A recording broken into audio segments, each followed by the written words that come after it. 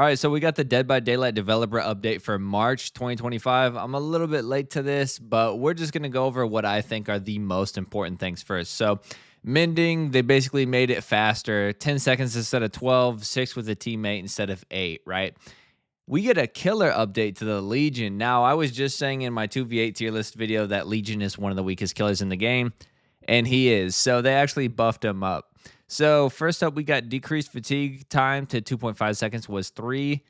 Increased fatigue movement speed to 2.3 was 2.07. Feral Frenzy lasts for 11 seconds was 10. Feral Frenzy cooldown is now 15 seconds was 20. Movement speed earned by hit during Feral Frenzy is now 0.24 instead of 0.20, and adjusted several add-ons. So these are straight buffs all the way across the board, but they're not going to change anything about him, really. They're not going to make him really any better in any meaningful way.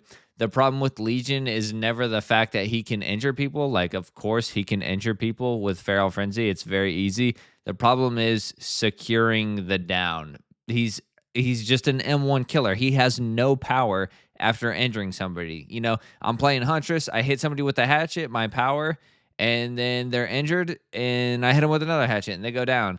Well, with Legion, you hit them with your power, and then you have to cancel your power, go through your fatigue, and then you just got to loop normally, like Trapper without traps. So these changes are solid, don't get me wrong, but it's not going to increase his lethality at all. I doubt this will even move his kill rate up 1% on average. So it's cooler that his Feral Frenzy is better, but he's still going to be garbage. All right, and then up next, we got the Xenomorph. And I got to be honest, I've seen a little bit of this at work, and it's pretty bad. So up first, we got increased tail attack charge time to 0.35 seconds was 0.2. Something to note, there's no charge. You know, there's no wind up. You literally just click, your right click, and it immediately attacks. So now I guess there's just going to be a delay to it, right? More of a delay, right? Increased tail attack charge sound volume for survivors. So another nerf. Reduced miss attack cooldown to 2.5 seconds was 3. This is actually pretty nice because when she misses, or even when she hits a turret, you slow down so much. I think you slow down to like 1.15 meters. It's kind of insane, honestly. Increase the killer instinct range. So that's a buff, by the way. Increase the killer instinct range when exiting a tunnel to 16 meters was 12. So that's a buff. Decrease the time it takes to get out of the tunnel to 1.5 seconds was 2.25. So that's, you know, that's all right. It's pretty decent. I really didn't think it was that slow to begin with, but, you know, anything's better than nothing, right? She has the lowest pick rate in the game. Bottom 5, right? Increased amount of fire needed to burn the Xenomorph out of crawler mode to 175 was 100. Now, that's huge. You know, almost doubling how long it takes to knock her out as the tail attack mode. But then this is where it starts to get bad. Increased delay before the Xenomorph's heat starts to dissipate to 15 seconds was 1 second. It's literally 15 times longer to start losing heat. And if anybody doesn't know what this is talking about, whenever the Xenomorph is hit by a flamethrower, they have the little square power icon, right? Well, a red bar will start to build up. And once this red bar builds all the way up around the character portrait, it'll knock the Xenomorph out of his crawler mode, or out of her crawler mode, and, you know, it resets. Then you go back in the tunnel and reset it, right? So now your red bar gets to half. It would start dissipating after 1 second. It would slowly go down. So that way, you know, you could get hit by another turret and still stay in your crawler form, right? But now it takes 15 seconds to even start decaying, and we're not done. Decreased the Xenomorph's heat dissipation rate to 2 charges per second was 25. So we're talking, let's say the Xenomorph gets hit and they build up 160 on their flame meter. 175 knocks them out of crawler mode. They go to 160 after destroying the turret. That would mean, so 15 seconds for it to start dissipating, and then 160 seconds. So it would take 80 plus 90. So it would take 95 seconds. We're talking 1.5 minutes to dissipate that heat meter all the way back to 0. That's literally insanity. That is such a huge nerf. Like, This absolutely crushes any buffs she's given at all whatsoever. Absolutely crushed. Brutally nerfed this killer. Brutally nerfed. You would actually be better off letting the turret knock you out of crawler mode and then destroying the turret, then going back in the tunnel, getting your power back real quick and leaving. So that way you don't have a heat meter at, half for the next minute. That's honestly insanity. Don't know who thought that was a good idea at all. Yeah. I'm not even gonna talk about it anymore. Yeah. Um. Anyways, the good guy reduced Heidi Ho mode cooldown to 12 seconds was 14. They have no idea what they're doing with Chucky. 14, 12, 14, 12, 14, 12, 14, 12, 14, 12. Back and forth, back and forth, back and forth. I just, I don't know what you're doing. I don't know. You don't know what you're doing. So reduce time to reach max speed after scampers. So very insignificant buff because you pretty much never land scamper anyways, unless you're like fucking Dan House, whatever that guy is who does the crazy ass Chucky flicks after scampering. Terror radius adjustments. This was actually pretty interesting. Increased blights and hillbillies. Terror radius to 40 meters was 32. Decreases pigs, ghostface, and skull merchants to 24. Obviously, it's a nerf to Billy and Blight, but it's not going to matter. They're basically going to be on top of you before you can even think what's going on. It's not really going to change much. It is going to be huge, though, for Pig, Ghostface, and Skull Merchant. A 24-meter terror radius, that's huge. And if they're running, like, Monitor and Abuse, we're talking, like, 16 meters. So, that's really solid. The match surrender option, so they got a couple of them. When all remaining survivors are bots, the killer can surrender. When no generator has been completed for 10 minutes, the killer can surrender. Which is kind of crazy. 10 minutes is a long time. And what if the killer is 3-genning? And they the killer or the survivor send them to Eyrie of Crows, and then they 3-gen and stop any survivors from popping gens for 10 minutes, and then they just DC without a penalty because they hate Eyrie of Crows. That's like a really rare scenario, but something that could happen. But this could also incentivize survivors hiding for 10 minutes just to, douche up the killer, I guess. I don't know.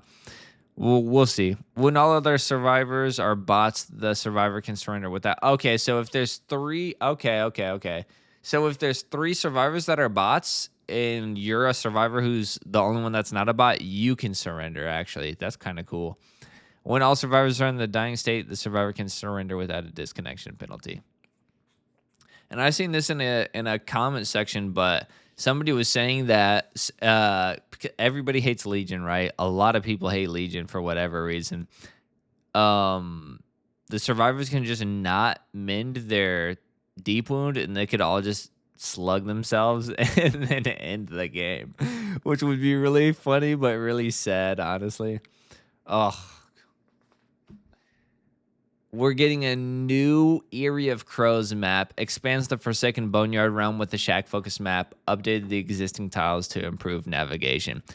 A shack focus map sounds awful. It's not gonna have that big ass building. Like, it's got the big ass building in the back, but I'm either assuming that's actually not a part of the map or it's in the corner of the map and it's not going to be as annoying. The problem with Eyrie of Crows, though, is there's sand on the ground. That is such a huge benefit to survivors because they literally pretty much don't make any noise at all whatsoever. So that was pretty much the huge thing. And then not to mention every tile has a god palette. You know what I mean? It's just brutal. Survivor perks, we can kind of skip over these. Quick and Quiet, Deception, Dance With Me, Red Herring. They just got their reduced scratch marks, or no scratch marks, increased to 5 seconds instead of 3, basically, and their cooldowns reduced because they're like Deception perks. This one.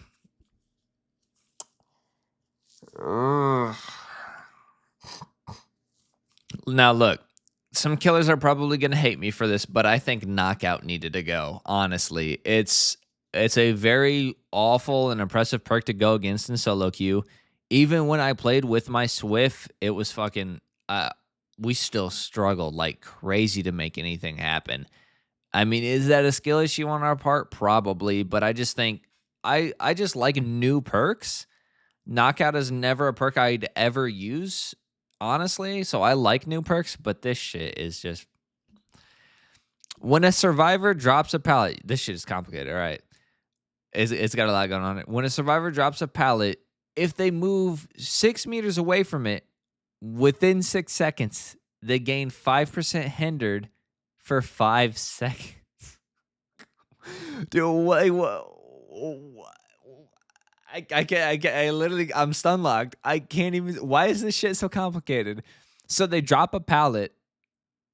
They move 6 meters away within 6 seconds. They're hindered by 5% for 5 seconds. First of all, this ain't shit. This is probably one of the worst perks in the game, easily. People are coping, acting like it's a good perk. It's not. It's a fucking awful perk. This is probably one of the worst perks we've ever seen in Dead by Daylight, right? It's going to be goated on Clown. It's going to be goated on Freddy, potentially. It'll be pretty great on Blight. But, he'll probably, Blight can use any perk. So what are the chances he uses this one? Who knows?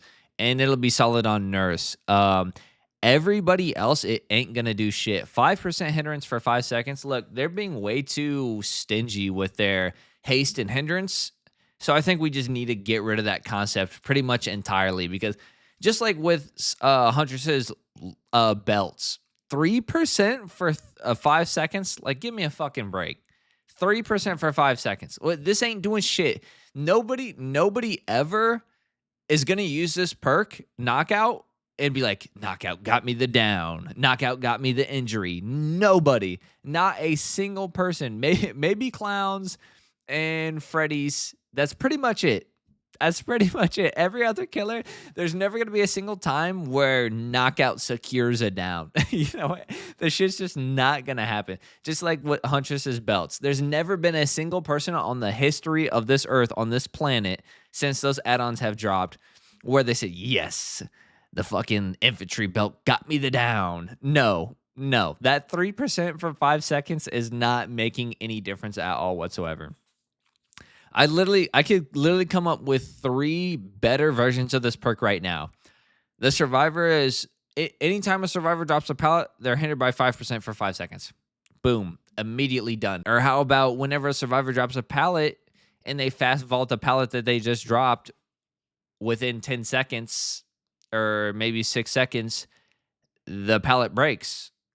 So that way it punishes survivors who drop a pallet and spam vault it. We could just buff the numbers up. How about when a survivor drops the pallet, if they move 6 meters away from it within 15 seconds, they're hindered by 10% for 5 seconds.